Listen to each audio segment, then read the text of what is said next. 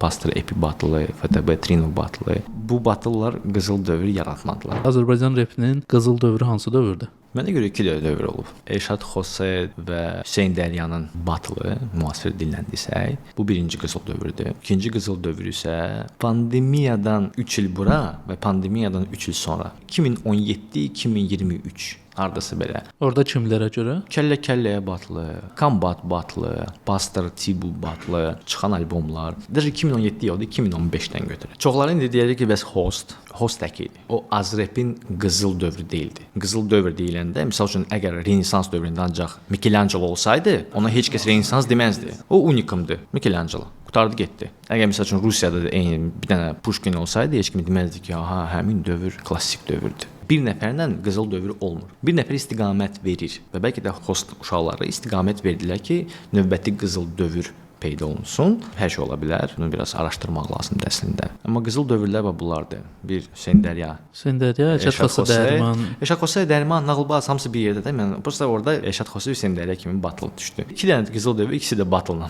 bağlıdır bizdə. Biri burada, biri də Sinaps Hamaya qarşı. Yəni bu kəllə-kəllə, Kombat falan orada yəni çoxları Sinaps uşaqlarına dis atırdı, falan elirdi və bu batıllar da onun əsnasında baş verirdi. Hardasa belə yenə qarşı durma oldu. Batıllar populyarlaşdı, hamı batıl eləməyə başladı, amma iki dənə böyük plaşatka yadda qaldı da. Biri kəllə-kəllə, biri Kombat, indi Under Game var misal üçün. Son batılda Pastel Epi batılı, FTB Trino batılı. Bu batıllar qızıl dövr yaratmadılar. Çünki bu batıllar boşluqda gəldilər və bilmirəm ki, sistematik olmadılar. Amma alınmadı. İndi bəlkə də çox az vaxt keçib. Çünki biri var ki, Xose Dərya, ondan sonra neçə il keçdi? Biri 10 il keçdi, 12 il keçdi və o sonra peyda oldu Sinaps, Madhouse, Kəllə-kəlləyə, Kombat və s.